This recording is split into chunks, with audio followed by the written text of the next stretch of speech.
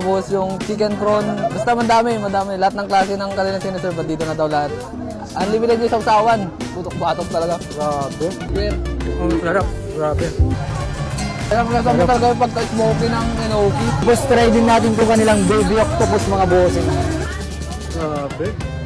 Pero ka na overload halo-halo.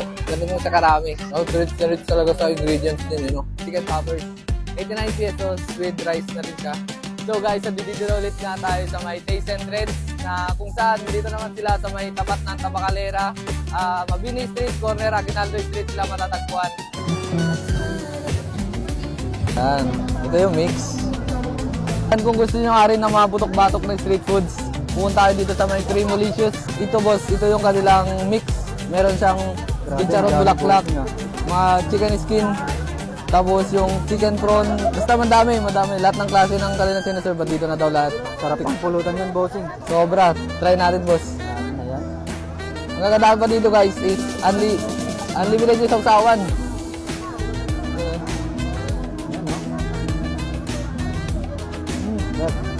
Sarap. Putok-batok talaga. Grabe. Boss, bakit kailangan mo tayo na matao itong Taste and Trends? Kuya, masarap to kuya. Lagi siya kuya, pampansit ka niya oh.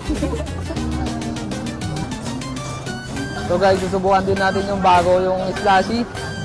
Slushy ba tawag dito? Ito yung nag-ayos na soft drinks. Meron na rin dito.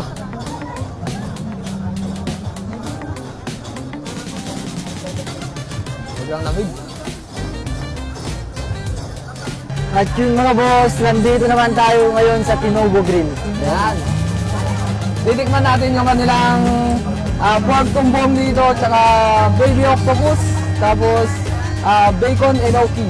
Yan, ito yung bacon enoki. Ito yung kanilang baby octopus, grilled baby octopus, tapos yung pork tumbong. Yan. Tapos meron din silang scallops. Yan, Na cheesy flavor mga boss. Scallops. Ayan, no? Tikman na rin. Grabe, okay din pala. Cheesy na cheesy mga bossing.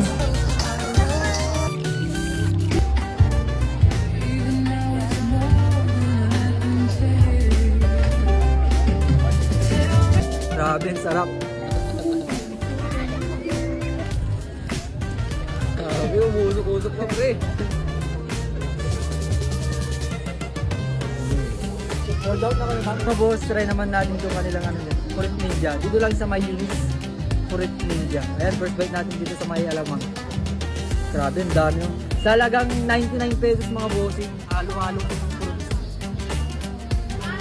Grabe. Siyempre, susubukan din natin yung halo-halo dito sa may Cava City. 29 pesos lang. Meron ka na overload halo-halo. Ganun mo sa karami. Diretso plan pa lang.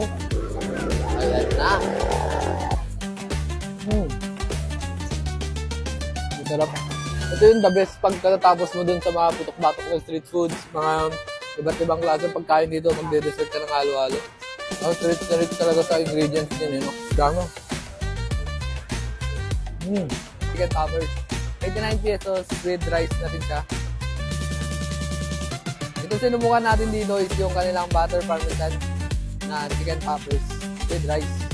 Sulit na rin talagang 89 pesos, diba?